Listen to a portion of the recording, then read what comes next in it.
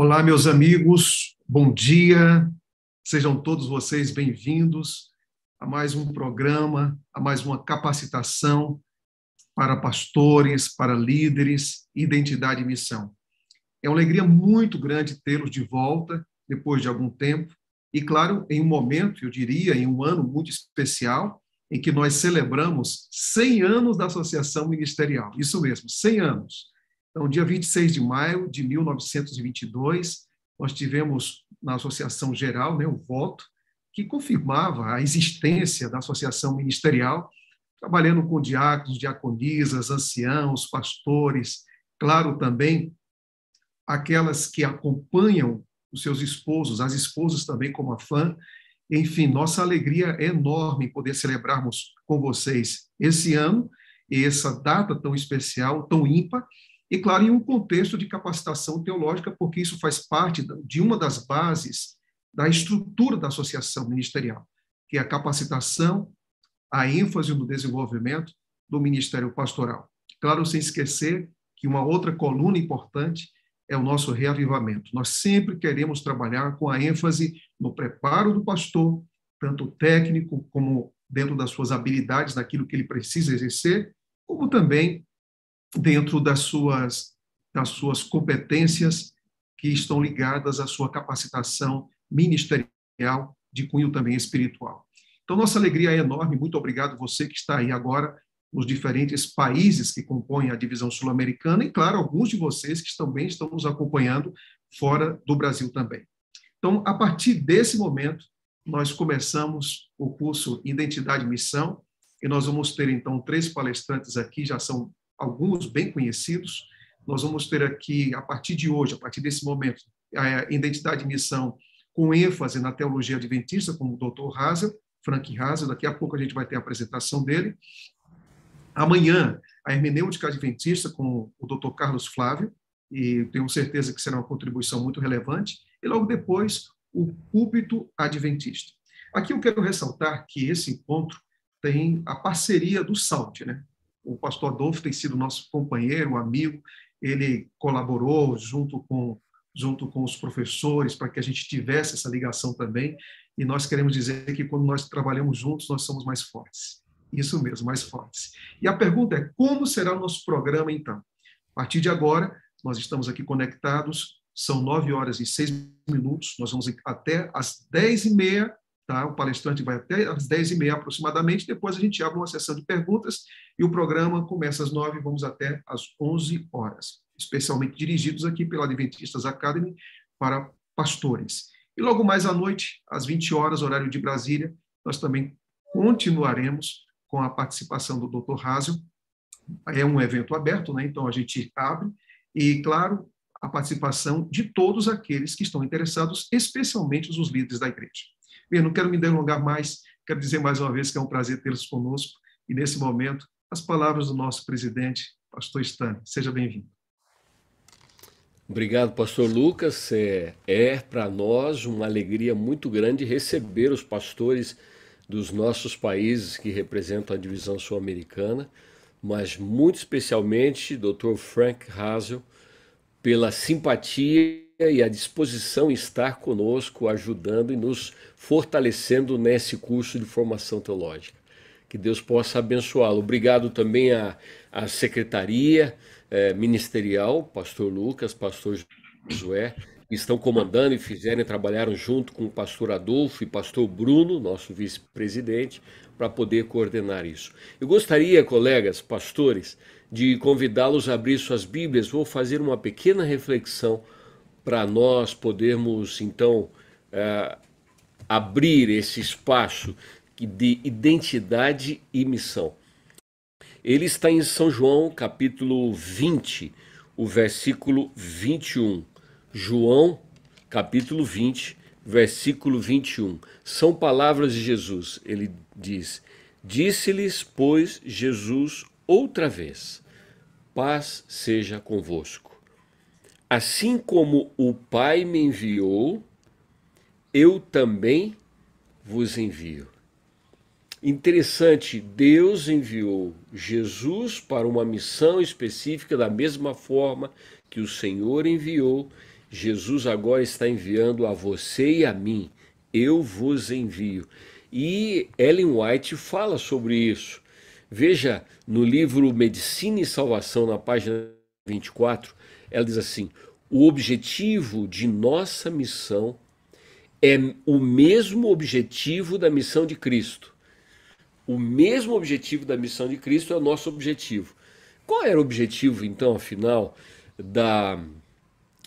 de Jesus? Para a gente poder entender qual é exatamente o nosso objetivo. E ela segue dizendo: porque enviou Deus o seu Filho, porque enviou Deus o seu Filho ao mundo caído? Para tornar conhecido o seu amor pela humanidade e demonstrá-lo. Cristo veio como redentor. Em todo o seu ministério, devia ele conservar em evidência sua missão de salvar pecadores. Qual era a missão e o objetivo da missão de Jesus?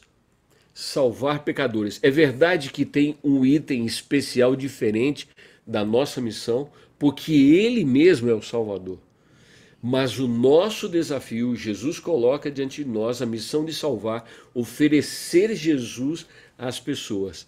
Ela continua dizendo: o propósito de Deus ao confiar a homens e mulheres a missão que ele confiou a Cristo é libertar seus seguidores de todo procedimento mundano e dar-lhes uma obra idêntica à que Cristo realizou. Está aí o nosso desafio, está aí a nossa identidade claramente vista em Jesus Cristo e a nossa missão, que foi a mesma missão que foi dada a Jesus para salvar pecadores. Você e eu temos este privilégio e essa responsabilidade. Eu quero agradecer de maneira muito especial porque você está com a gente. A sua presença aqui é importantíssima e nós vamos aproveitar esses momentos, tanto hoje com o pastor Dr. Frank Hazel, também amanhã e depois de amanhã com o Dr. Carlos Flávio Teixeira e também com o Dr. Emilson Reis. Certamente serão bênçãos maravilhosas para nossas atividades. Que Deus possa abençoá-los, que esse seja um dia de grandes vitórias no nome do Senhor. Pastor Josué, nesta hora, o secretário ministerial associado, vai orar conosco. Muchas gracias, pastor, por recordarnos cuál es nuestro Muito propósito. obrigado, pastor, por nos recordar qual é o nosso propósito no ministério. Vamos orar pedindo ao Senhor sua direção e companhia nesta jornada. Amoroso Pai que está no céu, louvamos e bendizemos o teu nome nesta hora, porque o Senhor nos dá um enorme privilégio de estar na tua causa. Queremos pedir a presença e a unção do Espírito Santo nesta hora, para que o que vamos receber e o que vamos refletir possa nos ajudar a fortalecer nossa convicção e o foco na missão que temos aqui na Terra. Abençoe-nos, Senhor, e utilize de uma forma muito especial o pastor Hazel. Pedimos isso em nome de Jesus. Amém. Muy bien, y ha llegado Muito bem, chegou o momento de apresentar o nosso expositor do dia de hoje. Dentro da série Formação Teológica e Identidade Adventista, temos um tema muito interessante no dia de hoje, Identidade Teológica Adventista. Quero lhes contar um pouco acerca do pastor Hazel. Ele é nascido e criado na Alemanha, mas também morou em outros países como Inglaterra, Estados Unidos e Áustria. Neste momento, ele tem uma função que o leva a muitos lugares do mundo. Ele se identifica com as distintas culturas, ele também gosta da leitura, de literatura interessante, de poesia, ele gosta muito da natureza. Nós compartilhamos esse gosto com muitos. O pastor Frank Hazel estudou teologia na Alemanha, na Inglaterra e nos Estados Unidos, onde fez seu doutorado na área de teologia sistemática, na Universidade de Andrews. Ele também trabalhou como pastor ordenado na Alemanha, foi também professor de teologia, decano do Departamento de Teologia e diretor do Centro de Estudos Ellen White no seminário de Unhofen, na Áustria. E a partir de 2016, ele é diretor associado do Instituto de Pesquisa Bíblica da Associação Geral. É uma voz autorizada, um homem preparado. O Dr. Frank Hazel, é um privilégio tê-lo conosco nesta manhã e, claro, ser edificados por meio do tema que o Senhor preparou para todos. Que o Senhor o abençoe e que o Senhor seja muito bem-vindo.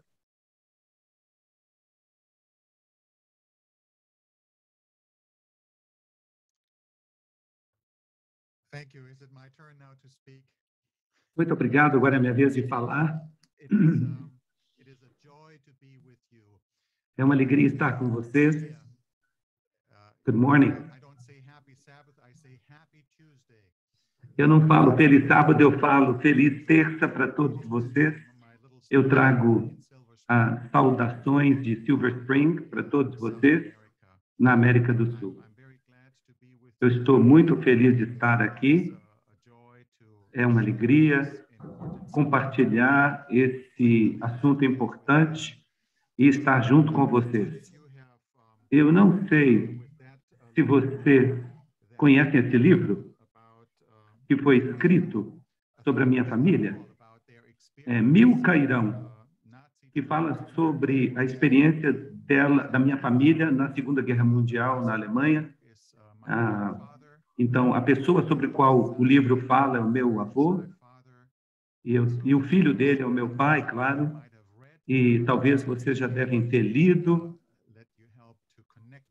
e isso talvez os ajude a se conectarem comigo como pessoa enquanto eu compartilho esse assunto importante. É muito bom estar com vocês e refletir sobre a identidade adventista. Há muitos pastores que estão ouvindo hoje de manhã, e eu vou começar com uma história. É uma ilustração. A história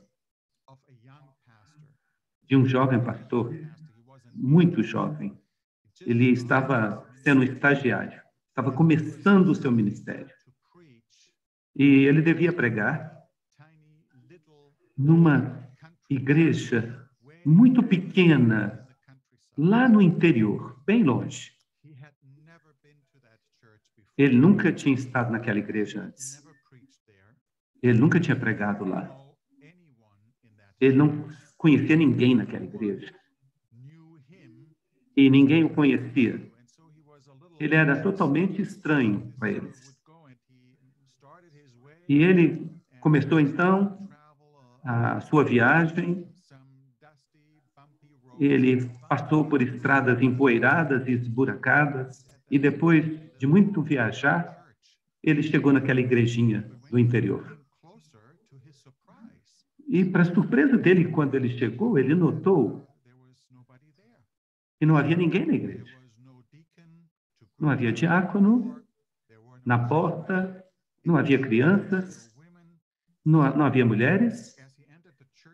Ele entrou na igreja, não havia ninguém tocando música, não havia ninguém, a igreja estava vazia, exceto por um homem velho que estava sentado no primeiro banco.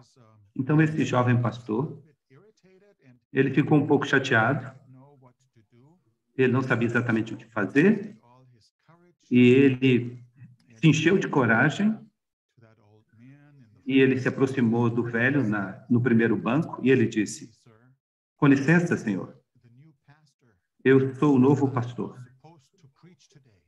e é a minha vez de pregar aqui hoje. Mas eu vejo que a igreja está vazia. O que nós faremos? E o velho, graciosamente, olhou para o jovem pastor e disse: você sabe, eu sou só um velho fazendeiro. Eu não entendo nada de teologia, mas uma coisa eu sei. Se eu viesse para minha fazenda e viesse, e que todas as minhas vacas tinham fugido, exceto por uma, eu ainda daria alimento para aquela vaquinha solitária. E foi um conselho muito bom, a sabedoria de um velho experiente. Então, o pastor ficou encorajado, subiu ao púlpito e pregou. E ele pregou de coração.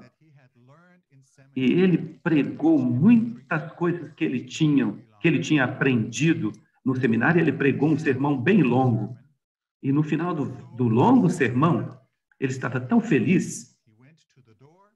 E ele foi para a porta, como geralmente se faz, para dizer adeus e apertar as mãos. E, claro, só havia um homem ali. Então, ele apertou a mão do velho, o velho fazendeiro. E como jovem pastor, ele estava curioso, ele queria saber, o que você achou do sermão? Você gostou do sermão?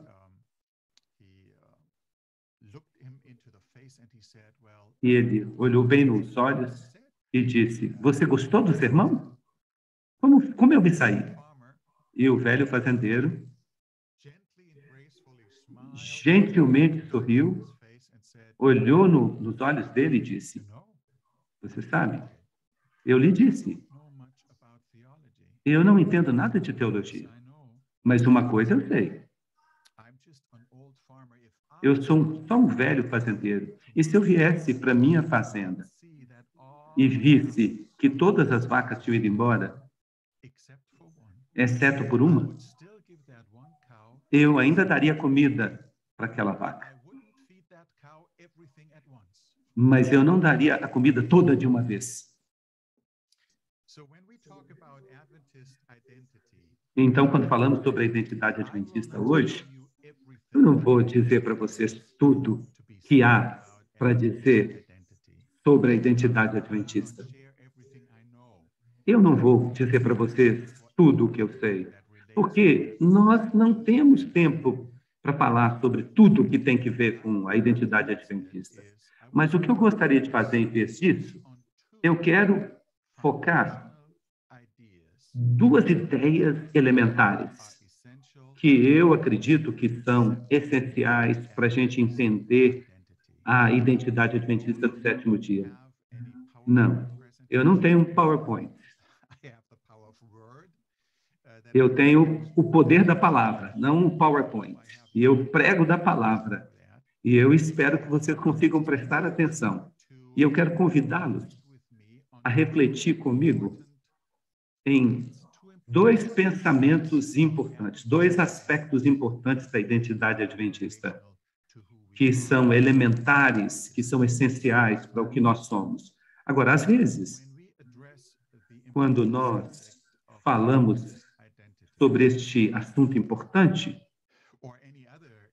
ou outro tópico importante na teologia, muitas vezes acontece que as coisas mais óbvias em teologia, as coisas mais óbvias na vida, são as coisas que nós tendemos a meditar nelas bem pouco. Então, nós refletimos pouco sobre essas coisas que são de fato importantes. E nós simplesmente achamos que estamos certos. Mas não damos a esses assuntos a atenção que esses assuntos merecem. E, às vezes, nós ficamos tão acostumados a falar sobre alguns assuntos que, de um jeito que é familiar para nós, que nós nem pensamos muito sobre eles mais. E então ficamos surpresos quando nós olhamos esses mesmos assuntos, esses mesmos tópicos, de uma perspectiva um pouco diferente, de um ângulo um pouco diferente. E é minha oração, hoje, que eu apresento para vocês, e o que eu compartilhar com vocês, e que eu convidar vocês a refletirem comigo, que seja algo que aprofunde a nossa compreensão e a nossa apreciação de quem somos como adventistas do sétimo dia. Vejam, o que eu estou dizendo é um convite. O que eu estou fazendo é um convite para reflexão e para explorar mais profundamente o que é essencial para que sejamos adventistas do sétimo dia. Então, eu quero pensar com você sobre o que significa ser adventista do sétimo dia. Eu quero refletir com vocês sobre esse assunto fascinante da nossa identidade adventista. Agora, eu sou um membro batizado da Igreja Adventista do Sétimo Dia. E eu já fui batizado há 48 anos agora. 48 anos que eu sou membro da Igreja Adventista. E eu não fui batizado quando criança, não me batizaram quando eu era juvenil. Eu já trabalho como pastor na Igreja Adventista em várias responsabilidades diferentes por 36 anos agora.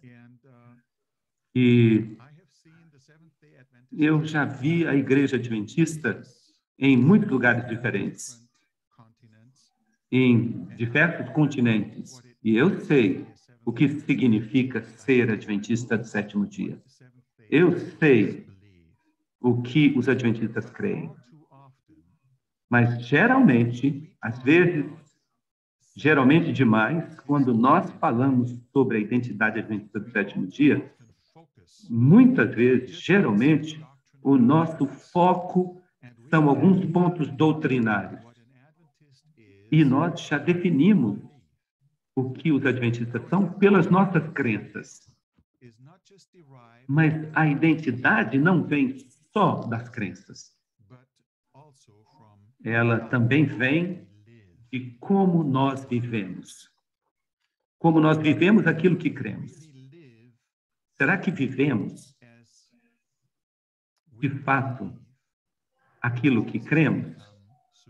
E se fizermos isso, Jesus Cristo vai voltar em breve.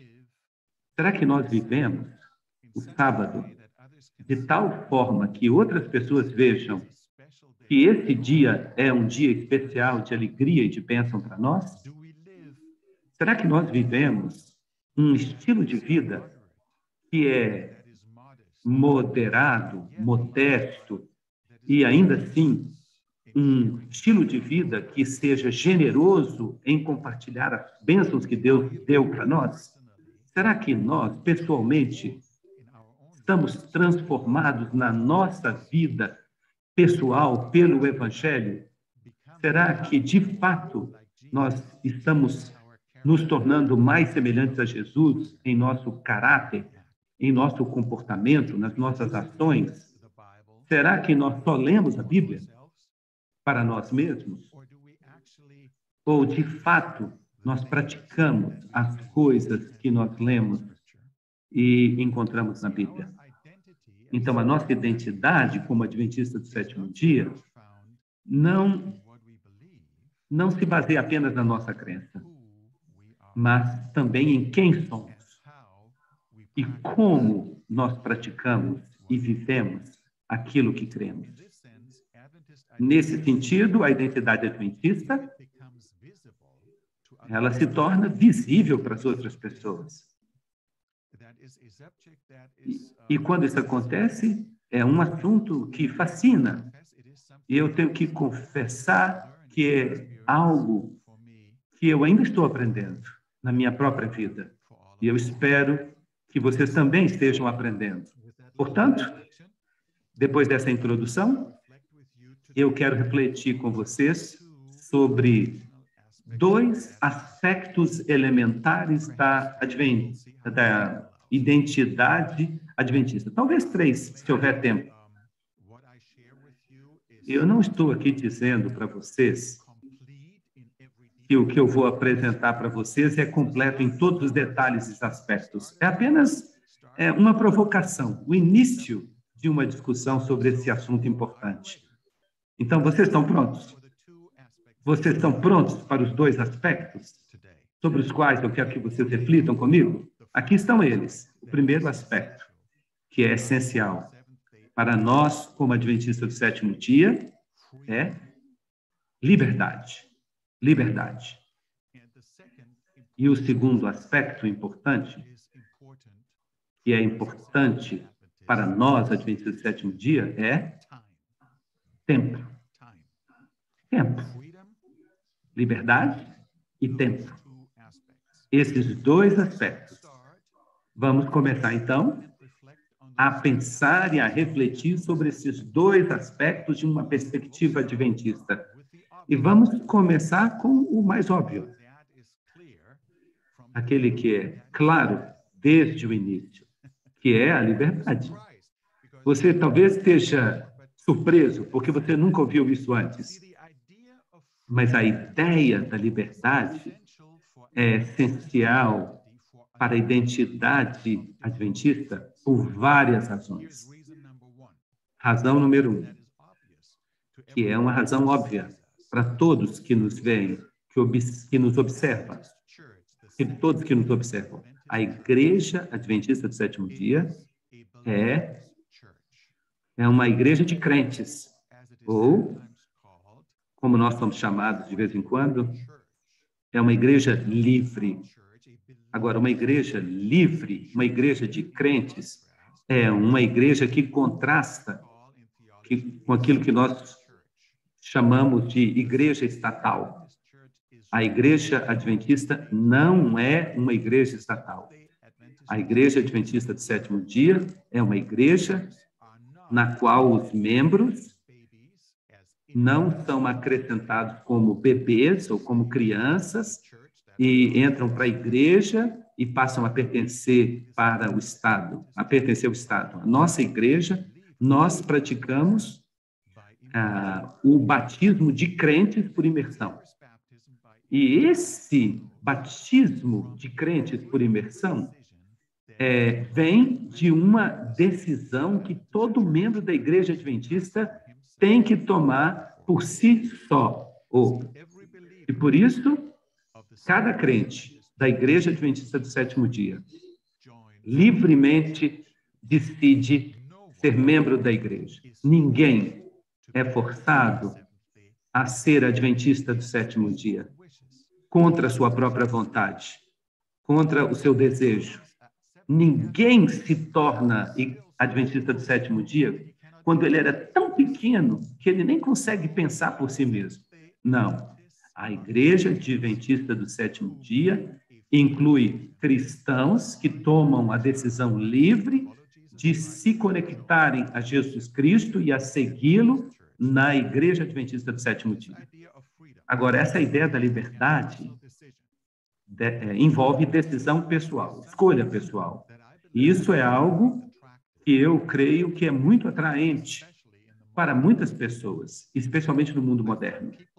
Eu acho que as pessoas hoje, elas têm uma ressonância, elas apreciam esse fato, e elas geralmente preferem esse tipo de decisão livre, em contrapartida a um modelo de igreja que é uma igreja estatal, na qual outras pessoas decidem por você, enquanto você ainda é bebê, o que deveria ser certo para você. E você nem tem a oportunidade de tomar essa decisão. Quando eu era pastor na Alemanha, eu fui para um distrito numa grande igreja no sul da Alemanha.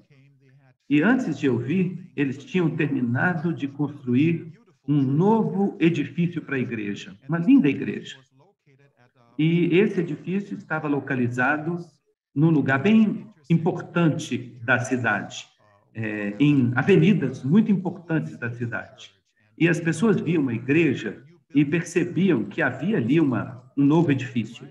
Então, quando eu cheguei lá e comecei a conversar com as pessoas na comissão da igreja, e os anciãos e os membros, eles decidiram que queriam fazer algo para apresentar a igreja adventista para a nossa comunidade, para as pessoas que moravam naquela região.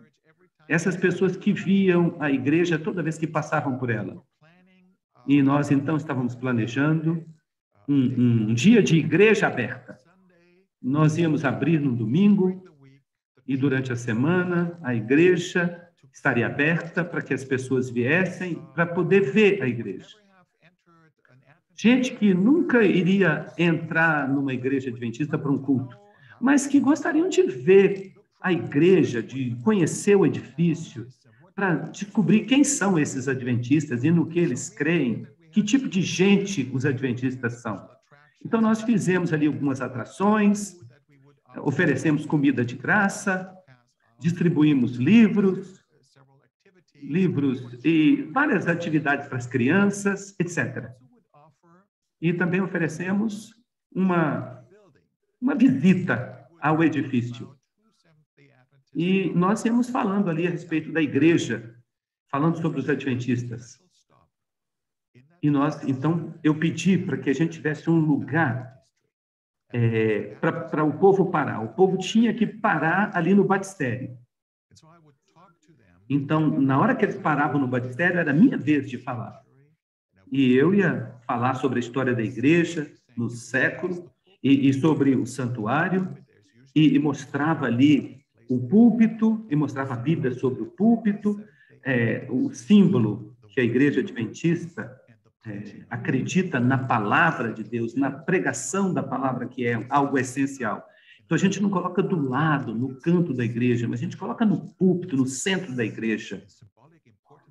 Uma mensagem simbólica da importância da Bíblia. Então, eu mostrava o púlpito e aí mostrava o batistério. E eu falava que nós praticávamos o batismo de crentes e que não praticávamos o batismo de crianças. E todas as pessoas que vinham pela primeira vez, que não eram nem cristãos, pessoas que não tinham nem inclinações religiosas, e essas pessoas eram atraídas por essa ideia que deveria ser uma decisão consciente. Então, os adventistas, para nós adventistas, a liberdade é um aspecto muito importante da nossa identidade como membros da igreja. Agora, essa ideia da liberdade também está conectada a outro aspecto fundamental da identidade adventista. Vejam que, historicamente, os adventistas sempre promoveram uma separação clara entre igreja e Estado. E nessa separação entre igreja e Estado, nós, adventistas, estamos muito mais próximos do que eles chamam de ala direita do protestantismo, do que dos chamados anabatistas. Aliás, mais próximos dos anabatistas, os reformadores, como Lutero, Zwinglio. E nós dizemos, então, que nós somos herdeiros da reforma. Nós somos filhos da reforma. Porque nós pensamos na reforma protestante, nós pensamos em Lutero, em Zwinglio, mas, de fato, se nós estudarmos com mais detalhes, nós veremos as suas crenças e o que eles praticavam. Nós veremos que nós estamos mais próximos dos anabatistas do que dos reformadores como Zwinglio, Calvino e Lutero. Os anabatistas também praticavam o batismo dos crentes, diferentemente dos calvinistas e dos luteranos, que eles praticavam o batismo de crianças, os bebês eram batizados. Mas os anabatistas acreditavam veementemente na volta iminente de Jesus. E muitos anabatistas também, claramente, por causa de sua história e por causa de seus fundamentos bíblicos, eles também optavam por uma separação entre o Estado e a igreja, exatamente como nós adventistas fazemos. E é interessante que vários anabatistas também guardavam o sábado, não todos eles, mas muitos anabatistas praticavam a guarda do sábado como nós. E Lutero nunca praticou o sábado. De fato, Lutero escreveu um livro inteiro contra os sabatistas, pois ele dizia que o sábado não era importante. Então, nós, adventistas, estamos muito mais próximos dos anabatistas durante a Reforma Protestante do que dos grandes nomes da Reforma. E isso nos leva a outro aspecto da liberdade, que distingue os adventistas e que é importante para a nossa identidade. Isso tem que ver com a nossa compreensão da salvação. A soteriologia. Nós, adventistas, acreditamos que nós, seres humanos, somos suficientemente livres para decidir se queremos aceitar a graça de Deus e a salvação pela fé em Jesus Cristo. Nós, adventistas, acreditamos no livre-arbítrio. Nós, adventistas, acreditamos na capacidade de decidir livremente. Nós acreditamos firmemente na doutrina da predestinação dupla, como Calvino também cria. E também como Martinho Lutero, exatamente igual. Ele também não acreditava tão prominentemente, mas ele tinha o mesmo ensinamento de Calvino. Isso. O que significa predestinação dupla? Que Deus nos predestinou desde a eternidade. Aqueles que serão salvos, e aí ele predestinou desde a eternidade aqueles que serão perdidos. Então, e ninguém pode mudar a predestinação de Deus e a decisão de Deus desde a eternidade. Então, nós não cremos isso, diferentemente dos reformadores. Nós acreditamos que nós temos a liberdade de responder ao convite de Deus. E, portanto, nós adventistas, nós somos justificados pela fé. Nós não acreditamos na predestinação dupla. E nós acreditamos que nós podemos experimentar a liberdade da culpa pelos nossos pecados através da liberdade que Deus nos oferece. E nessa compreensão, nós cremos que a salvação não se limita aos eleitos, mas que ela é livre para todas as pessoas. E todas as pessoas são convidadas, e todas as pessoas poderiam escolher a salvação. E, nesse sentido, nós estamos mais alinhados com João Wesley, com Armínio, e em vez de Calvino, Lutero, porque Calvino e Lutero deixavam bem claro que não havia liberdade humana nos assuntos da salvação. Então, quando a gente fala de salvação, não há liberdade humana. Tudo é predeterminado. Tudo é predestinado desde a eternidade. Luterano, de fato, escreveu um livro inteiro sobre a escravidão do arbítrio. Mas nós, adventistas, nós temos livre-arbítrio suficiente e, portanto, nós somos responsáveis pela decisão que nós tomamos. E, por isso, nós temos que prestar contas a Deus sobre a forma como nós vivemos e as consequências das nossas decisões. E isso me leva a outro aspecto que é elementar para a nossa compreensão de liberdade e da nossa identidade adventista. Nós, adventistas, cremos não apenas que somos justificados pela graça livre de Deus, a graça gratuita de Deus, mas nós, adventistas, também cremos que Jesus que nos libertou do poder do pecado. Nós não temos que pecar. Ninguém nos força a pecar. Nós fomos libertados, nós fomos salvos, nós fomos redimidos pela graça gratuita de Deus. Portanto, somos livres e redimidos, e como pessoas livres e redimidas, nós experimentamos a salvação pela fé em Cristo apenas. E por isso, podemos ter a certeza da salvação. Por isso, nós somos livres para guardar os mandamentos de Deus, como Ele nos pede que façamos, para viver como seus filhos.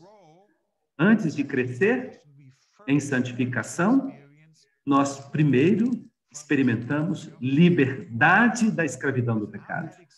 Sem essa experiência de salvação, Eu temo que nós não podemos ser obedientes. Então, mesmo quando vamos ao Velho Testamento, mesmo quando olhamos ao Antigo Testamento, e muitas pessoas acham que o Antigo Testamento é voltado para as leis, mas quando nós observamos mesmo o Antigo Testamento, quando Deus dá ao povo os 10 mandamentos, ele os dá no Monte Sinai, certo? Foi ali que ele lhes deu os 10 mandamentos. Mas o que aconteceu antes que ele lhes deu os 10 mandamentos? Antes de dar os mandamentos, Israel estava no Egito. Israel estava na escravidão. Israel não era livre. Israel estava na escravidão do pecado. Então, Deus teve que primeiro libertar o seu povo. Deus primeiro teve que salvar o seu povo daquela escravidão. E então, ele os leva, através de seus atos poderosos, ele os leva à salvação. Ele faz com que eles atravessem o Mar Vermelho até a Terra Prometida. Agora, em todas as maravilhas que ele fez, em todas as pragas que ele derramou para punir os egípcios e seus seguidores, qual foi a contribuição que Israel deu para a sua salvação? Nada. Tudo que eles fizeram foi aceitar a salvação gratuita que Deus lhes oferecia. E foi Deus que realizou essa salvação por eles. E então, agora, depois que eles atravessaram miraculosamente o mar, eles se tornaram um povo livre. E como povo livre, Deus lhes dá os 10 mandamentos. E diz a eles: agora vocês estão salvos, vocês estão livres. Vocês estão livres para obedecer os meus caminhos e guardar os meus mandamentos. Então, os mandamentos não são o caminho para a salvação. A guarda dos mandamentos não leva à salvação. Os mandamentos são guardados por aqueles que foram salvos por Jesus Cristo. E isso é liberdade, que leva à obediência. E esse é outro aspecto típico da identidade adventista. O seguinte: a liberdade é essencial para os adventistas, porque ela depende do caráter do próprio Deus. Ela tem que ver com o nosso relacionamento com Deus. Deus é amor. A Bíblia nos diz isso. Mas não há amor sem liberdade. A liberdade é o ingrediente fundamental do amor. É o solo onde o amor nasce. E os adventistas são, portanto, pessoas que experimentaram a liberdade do amor de Deus por eles. E os adventistas entregam livremente o seu amor a Deus. O nosso amor por Deus é a resposta livre ao amor anterior de Deus, ao amor primeiro de Deus. O amor de Deus cria amor em nós. E esse amor nos leva a amar os nossos semelhantes. Assim, o nosso amor por Deus resulta, por um lado, em atos de adoração e culto desse Deus maravilhoso e, por outro lado, nos leva a atos de serviço, bondade e missão para os nossos semelhantes. O apóstolo Paulo disse em 2 Coríntios 5, verso 14, 2 Coríntios 5, 14, o amor de Cristo nos constrange. O amor de Cristo nos constrange. É o amor dele que nós experimentamos livremente na nossa vida, que nos constrange a compartilhar esse amor com outras pessoas.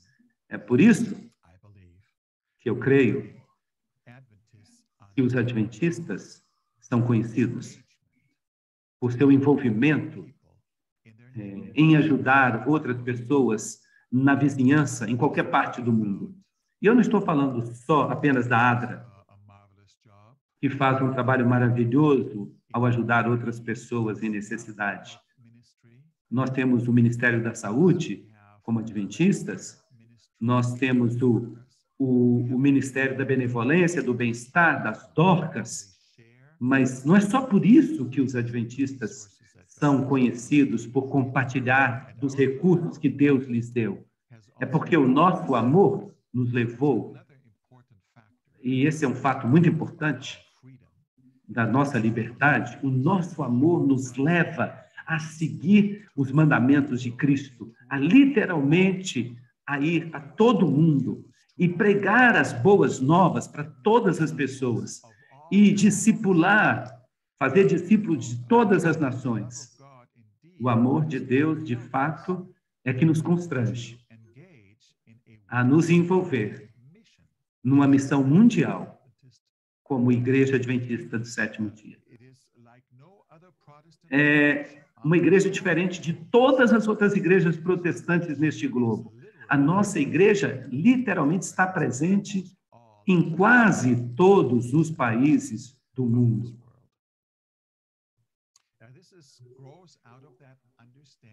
E isso vem dessa compreensão de liberdade, que está conectada ao amor de Deus e outras coisas, porque nós somos amados por Deus, irmãos e irmãs, portanto, nós temos certeza da nossa salvação. E a nossa certeza da salvação não tem como base o beneplácito de Deus para nos predestinar, o que é uma doutrina terrível, porque isso leva ao fatalismo. Nós não podemos mudar nada na nossa vida, então, por que eu devo me importar com alguma coisa? Isso leva ao conceito equivocado de uma vez salvo, para sempre salvo. Esse é o princípio por trás desse ensinamento que eu estou falando. Não, a nossa certeza não tem por base na predestinação. Ela tem por fundamento no amor firme e constante de Deus por nós. E o seu amor nunca muda. E ao seu amor, nós ficamos dispostos a responder. Agora, isto é muito importante para a nossa identidade espiritual como adventistas do sétimo dia. Por quê? Porque Jesus ama. Porque o amor de Jesus cria essa identidade especial em nós que nada mais consegue realizar.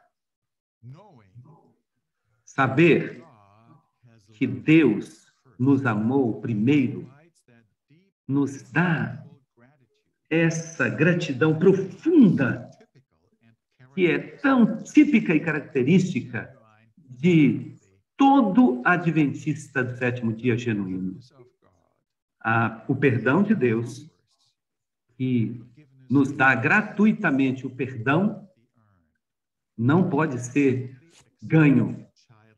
Só pode ser aceito por uma fé semelhante à das crianças. E essa identidade espiritual não tem por base o que nós fizemos por Deus, mas tem por base o que Ele fez por nós. Isso lhes dá, como adventistas, uma identidade que nada pode obliterar. E agora vejam, outro elemento crucial da liberdade que está conectado com o que eu já disse e que também faz parte da nossa identidade. Essa liberdade é também evidente e transparece em muitas outras coisas em nosso serviço voluntário na igreja e para a igreja, no nosso envolvimento com a igreja.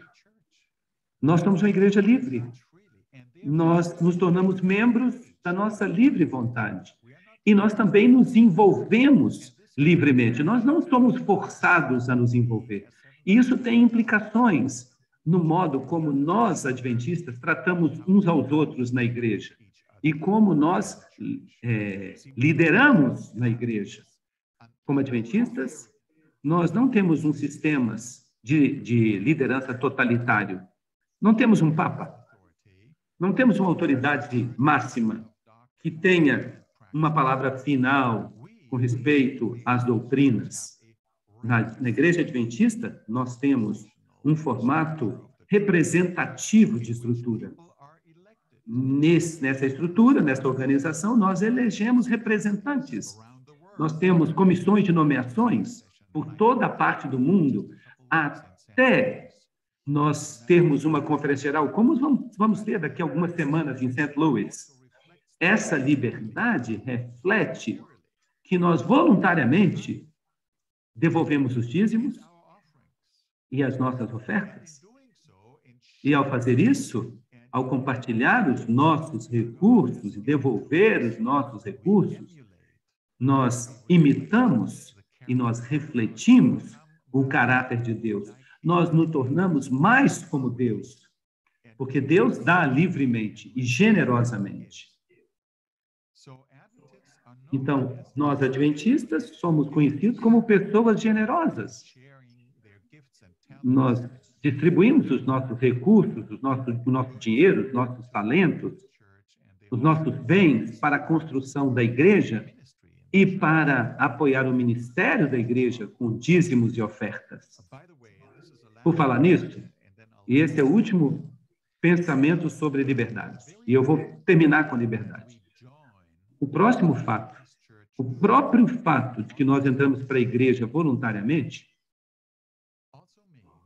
também significa que toda pessoa, todo adventista fica livre para deixar a igreja quando acha que não se identifica mais com a nossa compreensão da verdade bíblica.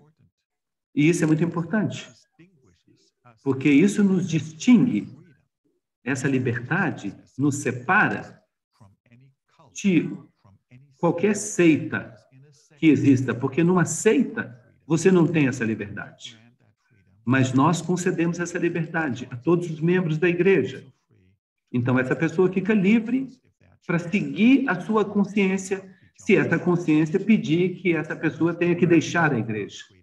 Então, eu podia falar muito mais sobre liberdade, mas o nosso tempo é curto e eu quero simplesmente avançar para o segundo aspecto.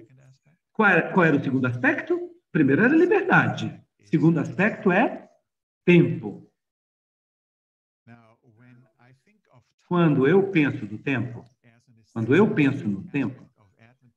eu penso que é um elemento significativo da igreja adventista.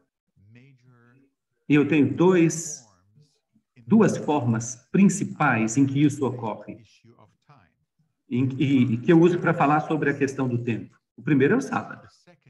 O segundo é o tempo profético. Sábado e tempo profético. São dois aspectos do tempo que são essenciais para a identidade adventista. E os dois aspectos, o sábado e o tempo profético, estão indicados no nosso próprio nome, adventistas do sétimo dia. Você tem adventista do sétimo dia, o sábado, e adventista, que significa a compreensão profética de que Jesus vai voltar novamente, quando Jesus vai voltar a esta terra.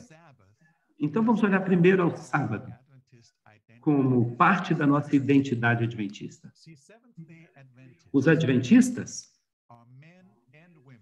são homens e mulheres que são abençoados pelo sábado. O sábado realmente molda de formas bem distintas o nosso ritmo semanal de trabalho e descanso. Então, o sábado, de fato, tem que ver com a vida diária. com o tempo no qual nós vivemos, no qual nós existimos. O tempo nos dá, o sábado nos dá o tempo com Deus para comunhão com Deus. E é muito importante do que qualquer outra coisa que nós fazemos e produzimos, de qualquer obra que realizemos. Além disso, o sábado nos lembra, como adventistas, da nossa origem. Ele nos lembra que nós não somos o produto do azar cego e de um processo muito longo de evolução. O sábado nos lembra de que nós temos o nosso início na vontade deliberada de Deus. Foi Deus que quis nos criar. Ele queria nos criar. E o mundo. Então, nós temos o nosso início, a nossa origem em Deus. E isso nos dá dignidade e valor. E nos mostra a santidade de toda a vida, especialmente a vida humana. Então, nós fomos criados à imagem de Deus. E como Deus descansou no sábado, nós também deveríamos seguir o seu exemplo e deveríamos guardar o sábado. Então, nós não apenas fomos criados à imagem de Deus, imago Dei, mas nós também imitamos a Deus, nós o seguimos. Nós somos imitadores de Deus quando guardamos o sábado. E assim, o sábado nos lembra da nossa dignidade humana, do nosso valor humano. E essas coisas não são dependentes da nossa performance. Essas coisas não dependem do que fazemos ou do que somos capazes de fazer, mas têm por base a vontade graciosa de Deus. Então, antes de Adão e Eva realizarem qualquer obra, eles primeiro gastaram tempo com Deus, gastaram um dia inteiro com Deus. Eles experimentaram um tempo sozinhos com Deus.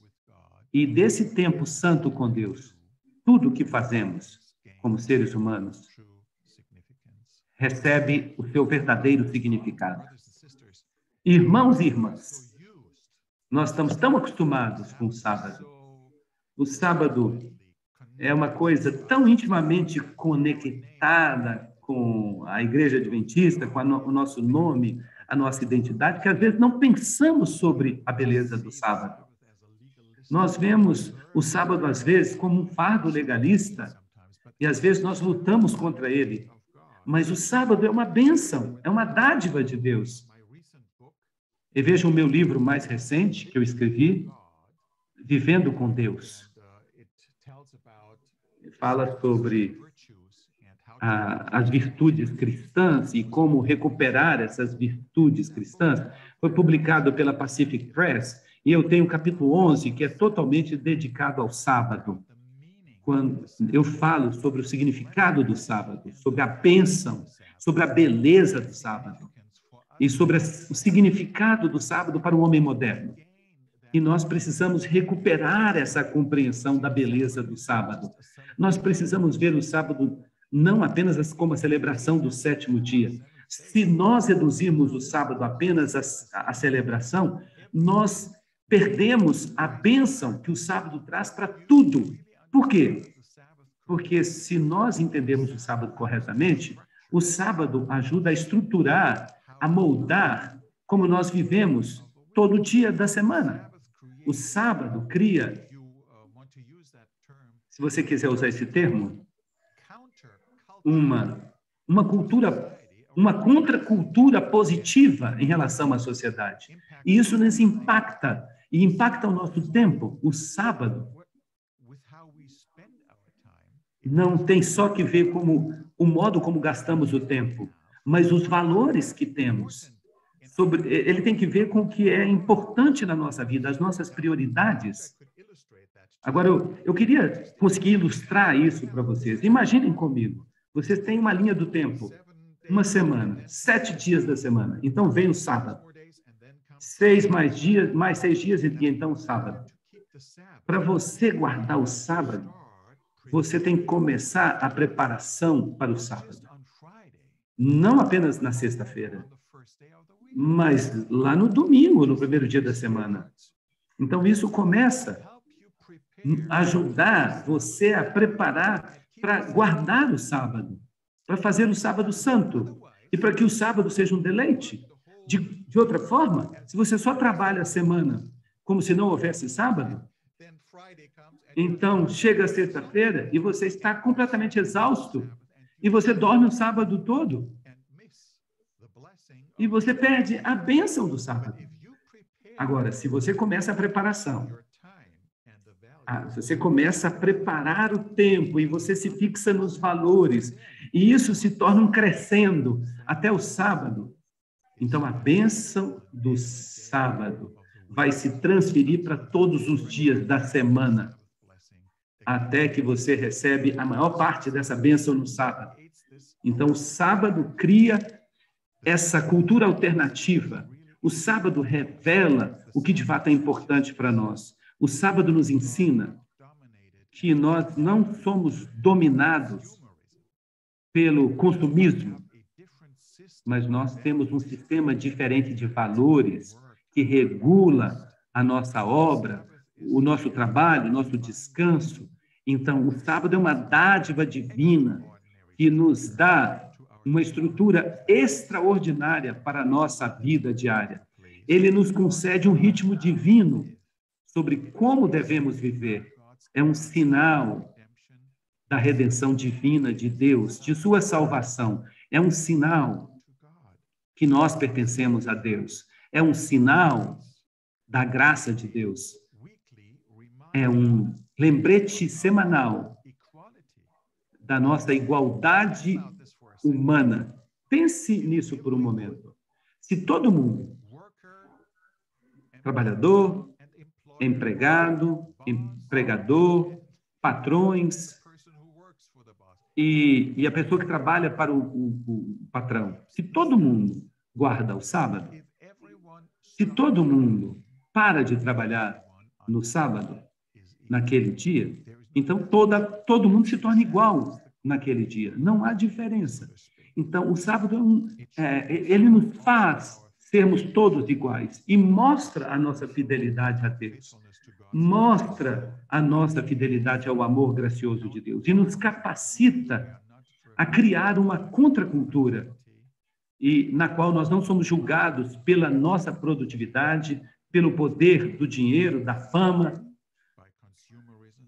pelo consumismo, mas é um sinal da graça de Deus.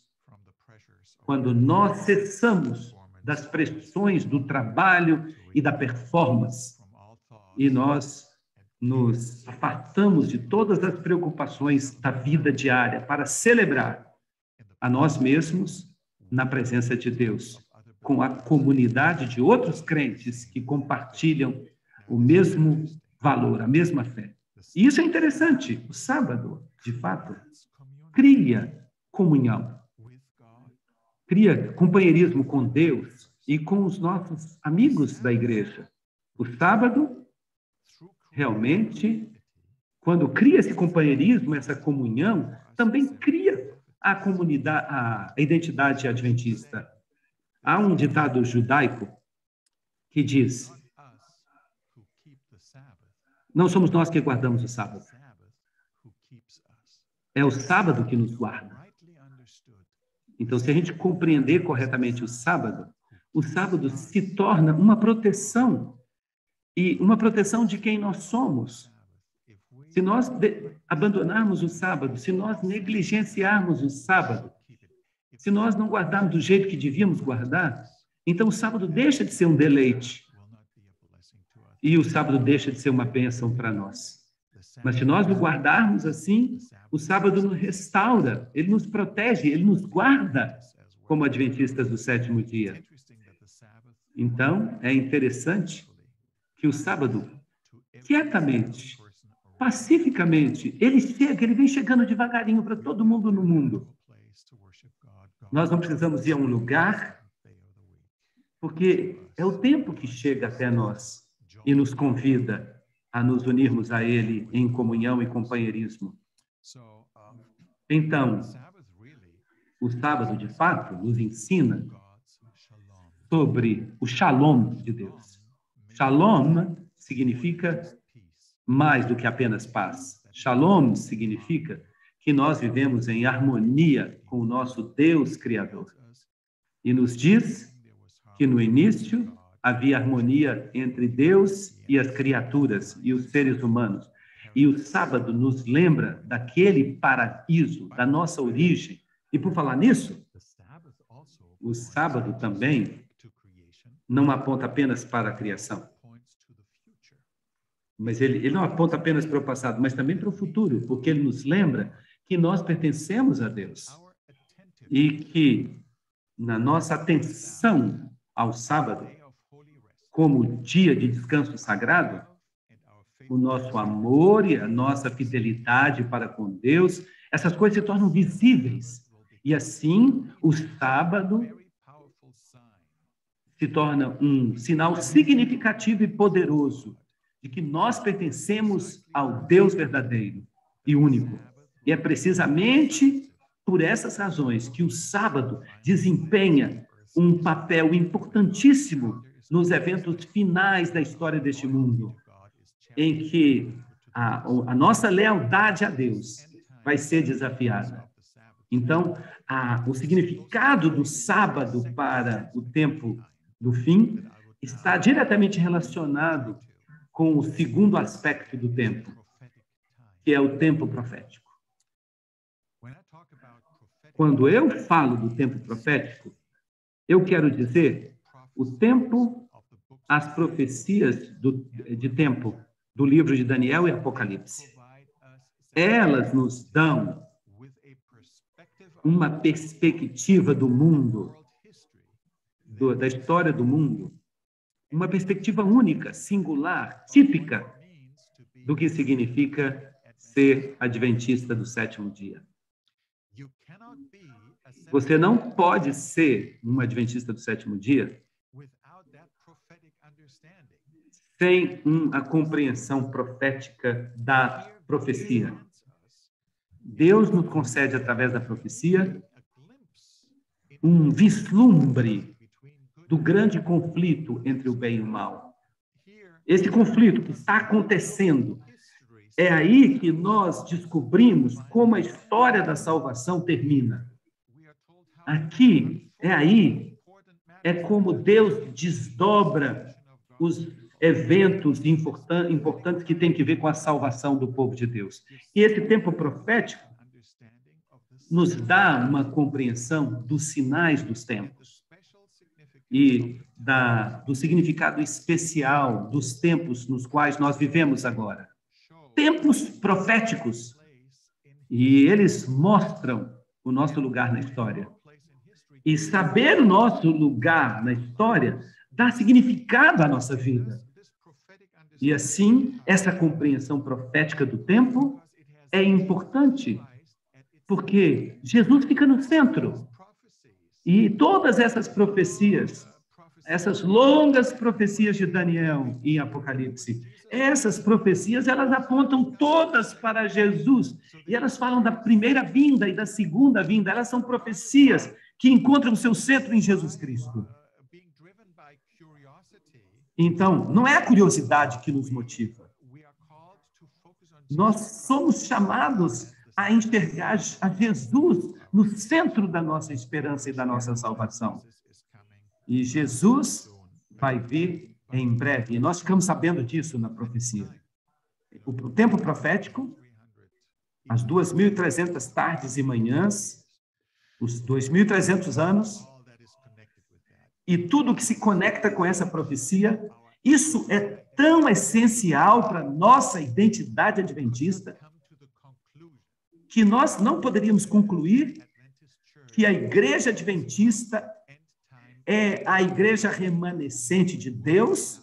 Nós somos motivados pelo amor de Deus.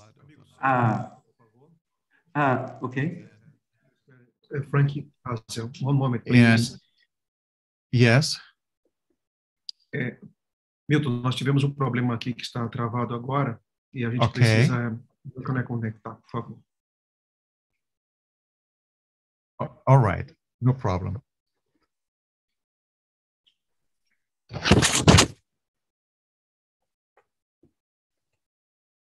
Well, just let me know when we are ready again, okay?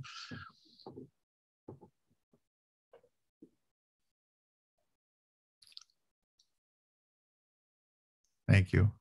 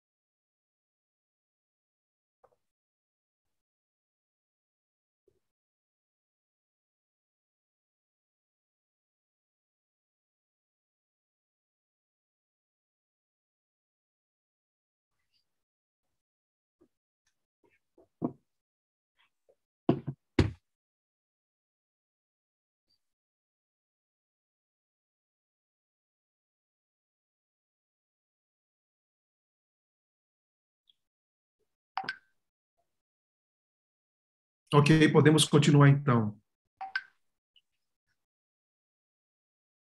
Okay. Well, I hope you can hear me Bem, again. eu espero que vocês estejam ouvindo de novo. Nós tivemos um pequeno problema técnico. Eu estou quase terminando. Então, eu vou concluir o que eu falei até aqui. Os adventistas, nós somos sustentados pelo amor de Jesus. E nós nos tornamos ávidos para superar o pecado. E nós estamos pregando uma mensagem eterna. Estamos pregando uma mensagem eterna. E nós queremos dar esperança às pessoas. Nós somos constrangidos pela esperança na volta de Jesus em breve. E quando a trombeta de Deus soar, os mortos em Cristo ressuscitarão primeiro e todos aqueles que estiverem vivos naquele momento serão levados nas nuvens dos céus para se encontrarem com o Senhor e nós estaremos com o nosso Senhor Jesus Cristo para sempre. Então, como pessoas, como povo de Deus, como seus filhos, nós, adventistas, queremos viver essa vida. E nós temos essa identidade, nós temos essa esperança. O amor de Cristo por nós permanece como ponto de partida, permanece como centro e permanece como telos, o final da nossa identidade adventista. Como o salmista diz no Salmo 115, não é para nós, mas é para o teu nome que devemos dar glória, por causa da tua misericórdia. E esta é a minha conclusão. Eu poderia continuar a outros aspectos, nós não tocamos ainda em alguns itens, podíamos falar sobre algumas passagens bíblicas, mas eu quero que vocês pensem bem que esses dois itens possam, de fato, calar fundo no seu coração. E nós temos alguns minutos para perguntas e respostas. E agora eu quero ouvir essas perguntas. Nós temos ainda alguns minutinhos.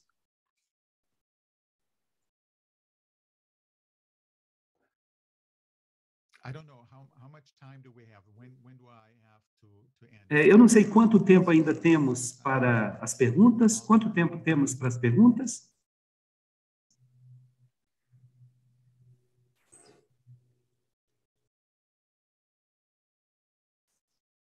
Nós temos até as o limite das 11 horas.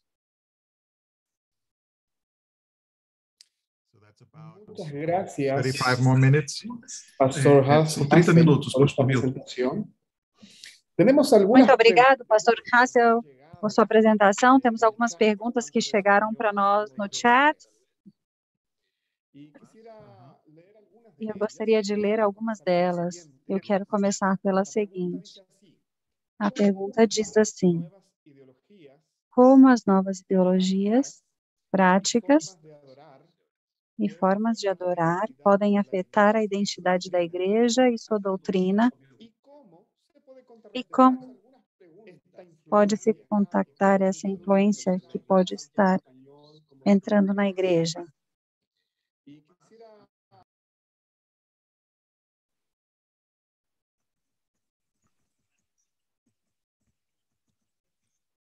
Okay, so the question is, how do the new ideologies that affect our worship? Então, a pergunta agora é como é que as novas ideologias afetam a nossa adoração e o nosso culto?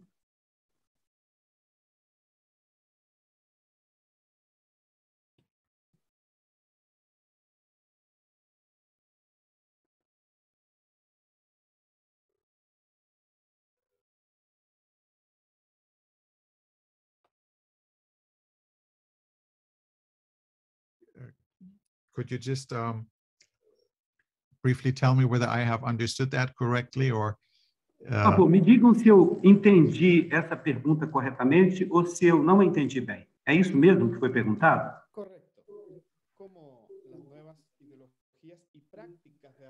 Correto. Como as novas ideologias e práticas de adoração afetam nossa identidade como igreja e como...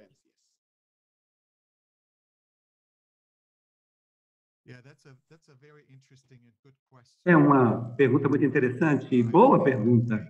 Eu acho que nós somos sempre tentados a ser influenciados pela cultura da sociedade e das tendências da sociedade. E essas tendências muitas vezes entram na igreja e afetam o nosso modo de adoração.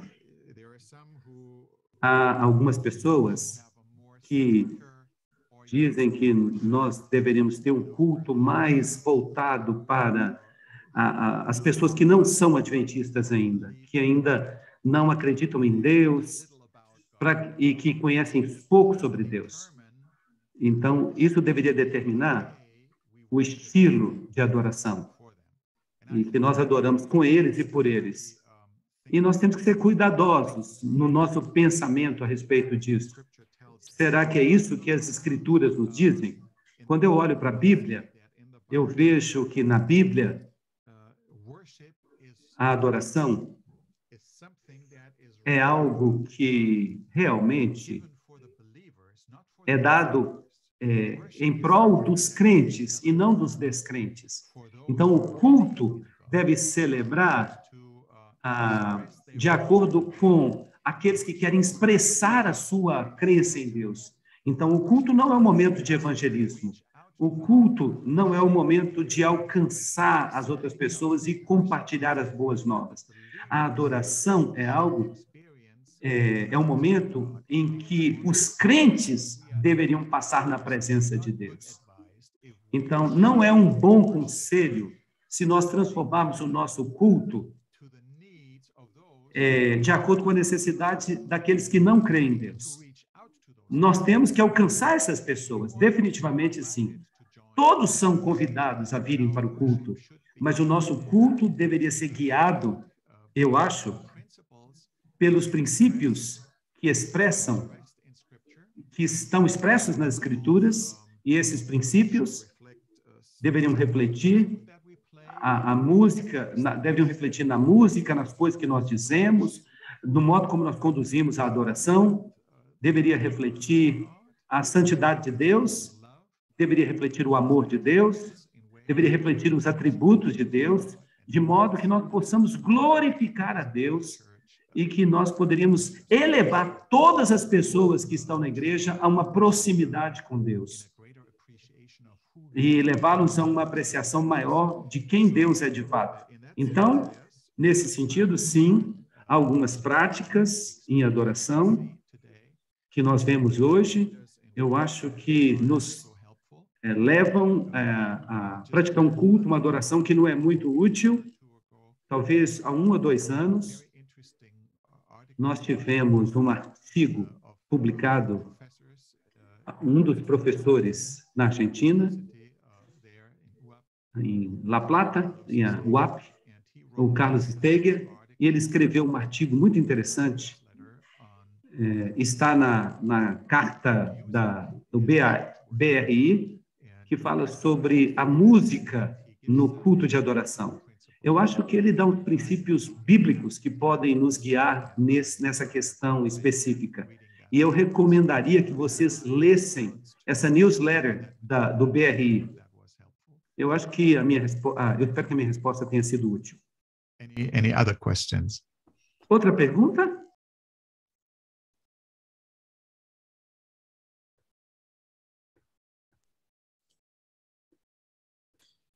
Muchas gracias, Dr. Frank Hassel, por essa resposta. Muito obrigado, Dr. Hassel, por essa resposta e por essas explicações muito oportunas à pergunta que foi formulada. A próxima pergunta que eu quero apresentar para o senhor é: qual é o maior desafio da Igreja Adventista do Sétimo Dia quanto à identidade, mas em relação às novas gerações da Igreja? Qual é o maior desafio para as novas gerações da Igreja no aspecto da identidade adventista? Esta também é uma boa pergunta. Há muitos desafios que nós encaramos, especialmente para as gerações mais jovens. E essa é uma situação muito complexa e, portanto, a resposta a essa pergunta exige que estejamos cientes de que não é um item apenas, e que se você usar esse item, tudo resolve. Mas a gente precisa considerar vários aspectos. O maior desafio que eu vejo, especialmente para gerações mais jovens, nós temos que recuperar, nós temos que aprender de novo como expressar, como explicar quem nós somos como adventistas, o que nós cremos e por que cremos, e por que cremos o que cremos. Nós temos que aprender a expressar para elas. Não é suficiente repetir passagens bíblicas para os jovens. Por que nós cremos no sábado? E listar uma série de passagens. Está em Êxodo 20, e você tem o 4º mandamento, e você tem essas outras passagens, e é por isso que nós cremos no sábado. Os jovens querem saber qual é o significado do sábado. Por que o sábado é significativo? Então, nós temos que explorar modos para fazer isso mais transparente, mais claro para as gerações mais jovens e para os adventistas de modo geral. Eu já comecei, por exemplo, uma nova série, um podcast. Vocês sabem o que é um podcast, certo? É um diálogo. E nós temos um podcast de vídeo, temos um podcast de áudio. Nós começamos aqui na Conferência Geral com o Departamento de Comunicação e eles me pediram para ser o orador desta nova série sobre como a gente deve compreender as crenças adventistas. E a pergunta é: por que nós cremos as coisas que nós cremos? E eu vou falar sobre as 20 crenças. E eu convidei, então, vários especialistas e vários jovens para virem participarem do podcast, e nós estamos conversando sobre as nossas crenças fundamentais, e nós tentamos explorar o significado dessas crenças específicas. Por que essas crenças são importantes? Qual é a bênção que elas nos concedem? que elas nos concedem hoje. E nós já temos algumas conversas, alguns diálogos muito interessantes. Os primeiros 15 já foram preparados e no próximo mês nós vamos terminar os outros 15 e que vão incluir todas as crenças fundamentais e logo nós vamos disponibilizar online no website adventista e também em alguns outros canais. E eu acho que algo como isso deveria ser feito na sua área do mundo, tanto em espanhol quanto em português, para a gente explorar um pouco mais profundo, a fim de explicar as razões por que nós cremos nas coisas que nós cremos. E talvez até responder algumas objeções que essas pessoas tenham. E olhar a essas crenças com um novo olhar, não para alterar as crenças, mas para torná-las mais atraentes, mais compreensíveis, para que as pessoas enxerguem a beleza dessas crenças. E outro desafio que eu percebo, que nós estamos perdendo a habilidade de ler a Bíblia. Esta é a minha Bíblia. Nós ouvimos sobre a Bíblia. Os nossos sermões se referem a coisas que estão na Bíblia.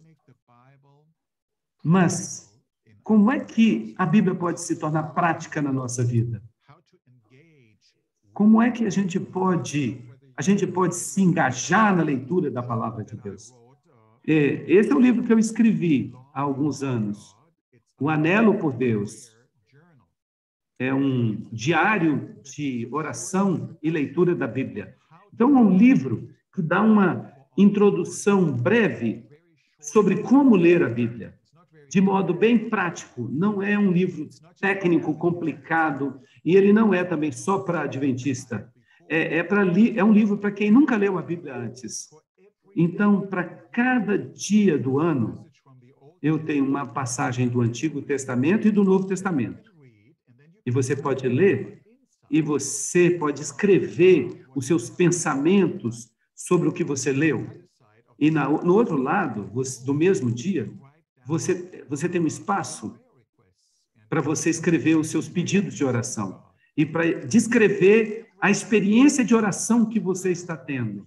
E depois de 12 meses, eu tenho um capítulo, são 12 capítulos, um para cada mês, sobre como orar e sobre como experimentar algumas novidades em relação à oração e como louvar a Deus e como desenvolver uma atitude de gratidão a Deus. E também como lidar com o fato de que, às vezes, as suas Bíblias as suas orações não são respondidas. E também como jejuar. E eu dou essa oportunidade para você se engajar em algumas novas atitudes enquanto você está lendo a Bíblia e orando. E eu acho que ler a Bíblia e orar realiza grandes milagres. Então, esse livro ajuda você a se engajar, a se envolver pessoalmente na palavra de Deus. E dá oportunidade para você escrever também o seu pensamento. Então, isso é um antídoto contra o esquecimento espiritual. E muitas vezes as pessoas perguntam para você assim: nos dê um testemunho da sua vida com Deus. E você não consegue lembrar. Mas quando você escreve e quando você tem um livro que você pode ler para você poder se lembrar da experiência que você teve com Deus, então isso é um antídoto contra o esquecimento espiritual. E durante um ano você vai ter lido partes de toda a Bíblia. Eu não sei se você sabe, há 11 anos, a minha esposa morreu. Ela tinha câncer de mama e ela não sobreviveu àquele câncer. E essa foi uma perda muito dolorosa para mim. E me fez questionar muitas coisas sobre Deus e sobre o significado da vida. E uma experiência como essa pode levar você a ficar louco, a ficar deprimido, a naufragar na sua fé. E esse livro foi o resultado da minha experiência, dessa perda significativa na minha vida e do modo como eu lidei com essa experiência. E eu continuei espiritualmente são, especialmente saudável. E eu recebi essa força da palavra de Deus. E eu acho que a igreja necessita disso. Eu acho que os jovens necessitam disso. Eu acho que a gente tem que ter um relacionamento mais significativo com a Bíblia na nossa vida pessoal, que a Bíblia possa ser viva na nossa vida. Eu acho que esse é outro grande desafio. Se nós não somos vigilantes, se nós não formos atentos, se nós não nos relacionarmos com a Bíblia de uma forma significativa, a nossa vida espiritual não vai ser significativa, não vai ser forte, e a igreja não vai ser forte. Então, essa luta com a palavra de Deus é para que ela tenha vida na nossa vida e que a saúde da igreja seja boa, que a igreja seja uma igreja saudável. Então, o estudo da Bíblia, esse envolvimento com a palavra de Deus e a oração, eu acho que essas duas áreas são necessárias. Eu acho que essas duas áreas, no momento, são as mais frágeis da igreja. E veja outro desafio que eu noto aqui. Eu noto muitos desafios, mas outro desafio e que me preocupa muito em tempos recentes, especialmente desde o início da pandemia, é que como nós nos relacionamos uns com os outros, como nós nos envolvemos com outras pessoas, como fazer quando a gente tem opiniões diferentes e a gente tem que conviver. Eu vejo muitas pessoas rapidamente respondendo e colocando palavras duras que lhes vêm à mente só porque elas discordam e elas dão vazão a toda a sua emoção, e eu acho que isso não ajuda a igreja. Há muito discurso de ódio, há muito discurso negativo, muita negatividade lá fora. Eu acho que isso não contribui para o bem da igreja. E eu acho que isso não representa o caráter de Cristo. Então, há muito ceticismo também, muita dúvida. As pessoas duvidam de tudo, duvidam de toda autoridade, duvidam da autoridade científica, duvidam da autoridade eclesiástica. Se é uma autoridade que está falando, as pessoas rapidamente questionam, e isso cria uma atmosfera que não é própria e que conduza à unidade. Porque eu me torno a norma de tudo, e isso leva à fragmentação. Muitas pessoas têm teorias de conspiração que são muito estranhas, e essas teorias as enchem de medo. E uma das cartas das newsletters recentes, eu li um artigo sobre teoria de conspiração e como essas teorias afetam o nosso pensamento e como nós acabamos tendo um relacionamento tóxico com as pessoas, falando das pessoas, em vez de falar com as pessoas. Eu acho que esse é um desafio muito real agora. Esse é um problema que nós precisamos solucionar. Devemos olhar primeiro para nós mesmos e resolver conosco como sermos mais positivos, como ser agentes mais positivos, em vez de sermos apenas agentes críticos. Eu acho que esses são grandes desafios que a igreja enfrenta. Há muitos outros desafios, mas eu acho que para falar de desafio basta. Muito obrigado, doutor, pela resposta e também pelas reflexões que estimulam todos nós em respeito aos desafios para o futuro. Temos mais algumas perguntas e ainda restam alguns minutos, doutor. A próxima pergunta pode parecer muito simples, mas, ao mesmo tempo, pode ser complexa. Até que ponto a liberdade pode significar variedade de crenças também dentro da igreja? Yeah, can you repeat that again? Until what Será que point? você pode repetir a pergunta para mim? Até que ponto a gente pode ter variedade de crenças na igreja? Yeah, ¿Hasta qué punto? that's a good question. Sim, eu li aqui agora. Então é uma boa pergunta. Sabem? Eu diria isso. Vamos começar o nosso diálogo. Vamos começar a pensar sobre isso.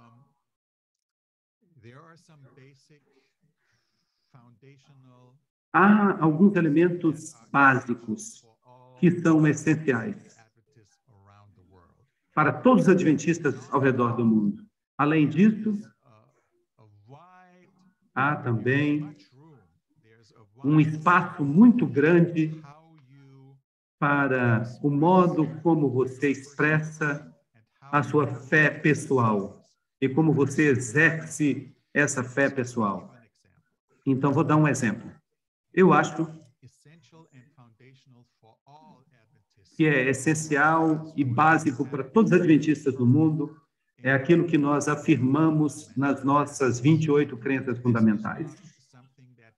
Isso não é algo que apenas um pastor ou um presidente da igreja ou uma pessoa criou. Isso é o resultado de uma reflexão da igreja mundial, de vários crentes do mundo inteiro, na sessão da Associação Geral. E a Associação Geral, quando está em sessão, quando tem representantes de todos os países e de todas as uniões e divisões, então, nós decidimos isso corporativamente. Então, isso é algo que nós, adventistas, acreditamos que é muito importante que nós afirmemos. Então, na minha opinião, as 28 crenças fundamentais são o mínimo do que significa ser adventista do sétimo dia.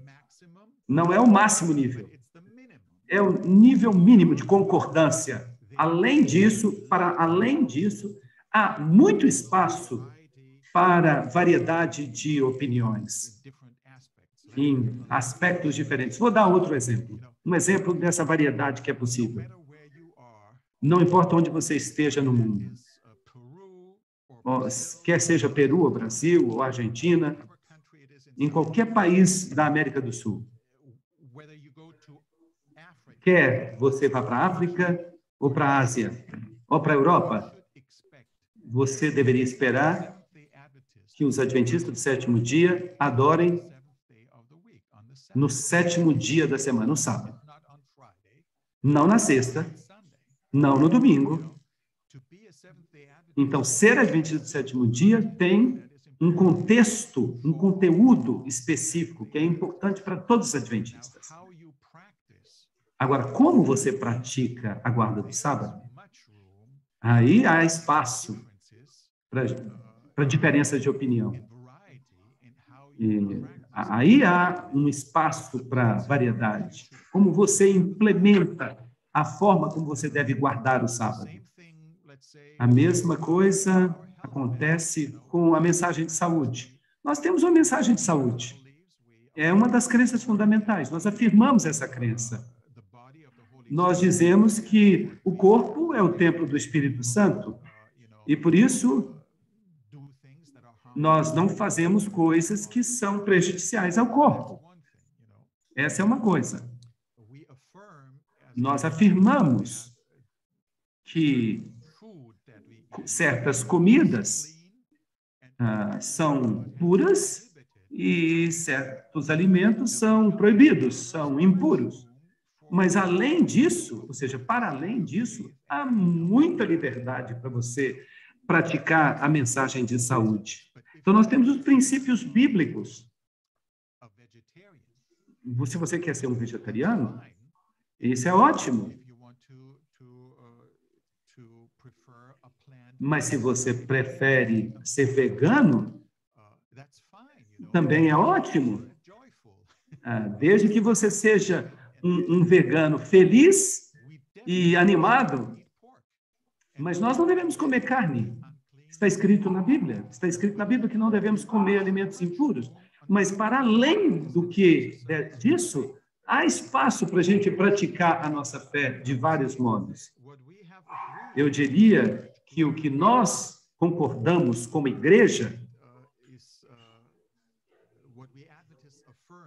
como nós, adventistas, afirmamos a partir da Bíblia com respeito às 28 crenças, isso deveria ser comum a todos nós. Mas, para além disso, há espaço para discordâncias e para variedade de opiniões e variedade de práticas. na sua vida pessoal. Então, talvez eu espero que isso tenha sido útil. Muchas gracias. Muito obrigado, doutor, por esta resposta à inquietude da pergunta formulada por alguns dos nossos colegas que estão assistindo à programação desta manhã. Temos mais uma pergunta que diz o seguinte: cada vez é mais notória a ausência entre os crentes adventistas nas atividades do sábado à tarde, por diferentes motivos e diferentes contextos. Você considera que isso é uma perda da identidade adventista? E como fazer frente a essa situação específica? Como guardar o sábado nesse contexto onde se está perdendo a prática de guardar de maneira completa nas 24 horas? Just if you could kindly just repeat the essence of that question again. Você pode repetir essa pergunta de uma forma mais curta, mais essencial, só para eu...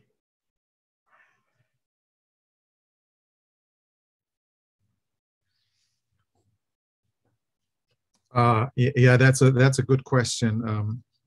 Sim, essa é uma boa pergunta também.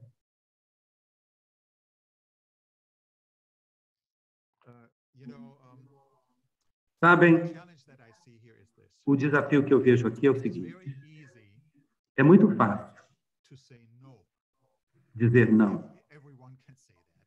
Todo mundo consegue dizer não. A gente nem pensa quando diz. A gente simplesmente diz não.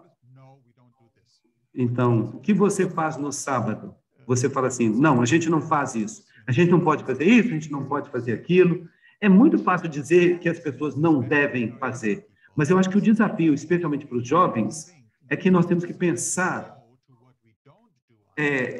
que não precisamos apenas falar não para o que não fazemos, mas a gente deve dar um bom exemplo do que a gente pode fazer no sábado. E como passar o sábado inteiramente e de modo significativo. Então, isso não acontece sozinho. Você pode rapidamente dizer, não faça isso, para todas as coisas. Dependendo da sua preferência, da sua conveniência, porque você está acostumado a fazer algumas coisas. Você nem tem que pensar. Mas se você quer dar uma razão de como o sábado deve ser guardado, sobre o que você pode fazer no sábado, você tem que preparar-se para o sábado. Você tem que se preparar para o sábado antes do sábado. Você tem que fazer planos. Você tem que arranjar um jeito de que o sábado seja um dia feliz e não um dia miserável, um dia terrível.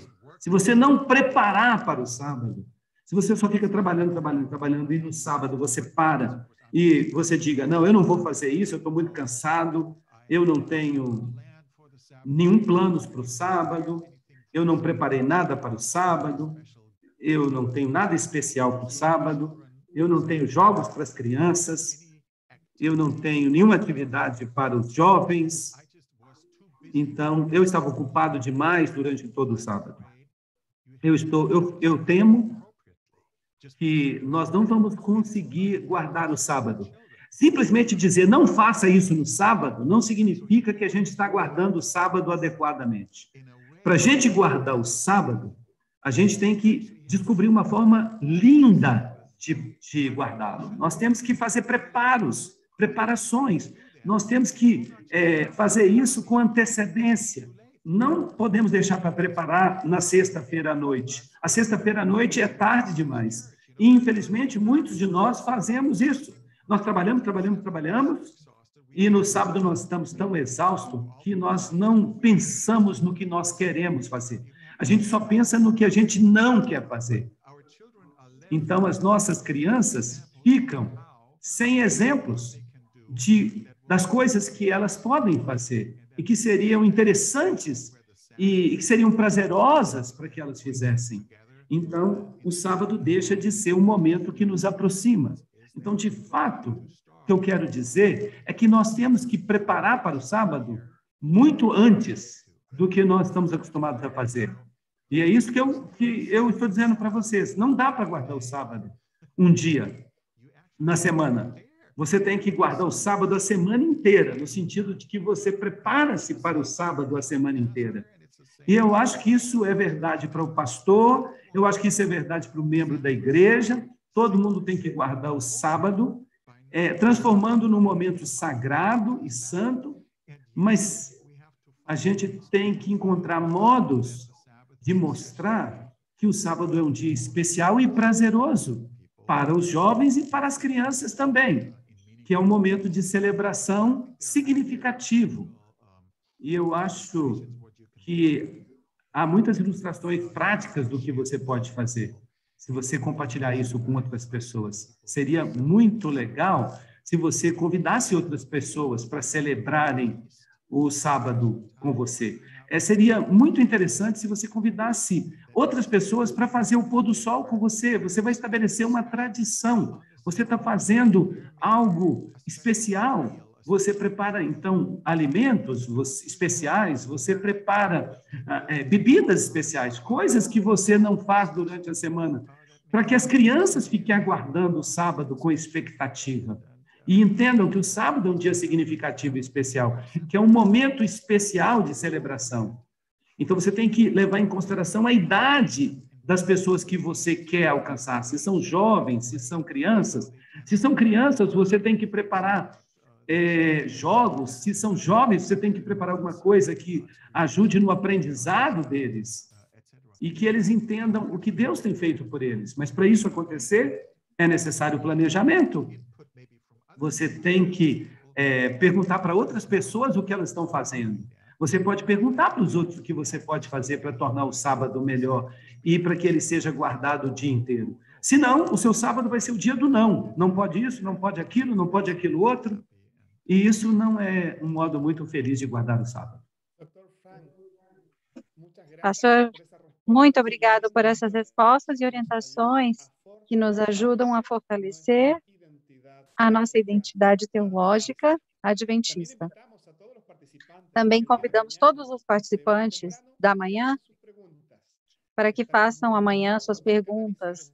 Ficaremos muito felizes de colocar essas perguntas para os nossos expositores e dar respostas a essas inquietudes. Doutor, gostaria de pedir para o senhor que conclua com uma oração este momento importante de edificação espiritual e teológica.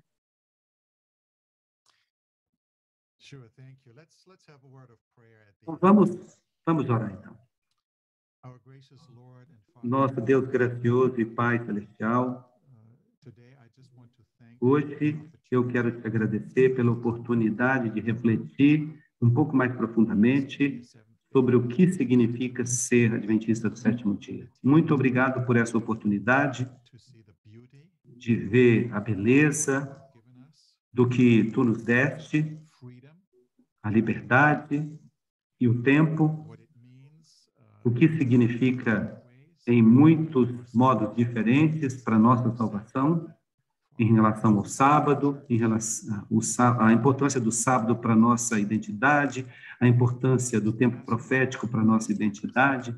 E agora eu te peço uma bênção especial para todos os pastores da divisão sul-americana, nos diferentes países, nas diferentes igrejas, nas diferentes áreas onde eles servem. Que tu possas colocar a tua mão protetora sobre eles, que tu ajudes a eles e suas famílias, que eles sejam agentes de esperança, que eles descubram a beleza e o significado do que significa ser adventista do sétimo dia. Que eles descubram isso de novo. Abençoa-os, fortalece as suas igrejas, ajuda no crescimento da igreja. Nós te agradecemos em nome de Jesus. Muito obrigado, pastor Hazel. Muito obrigado também, queridos amigos, pela participação de cada um de vocês. Nós queremos aqui agradecer imensamente a toda a nossa equipe e a você que esteve participando, acessando, perguntando também, escrevendo, anotando.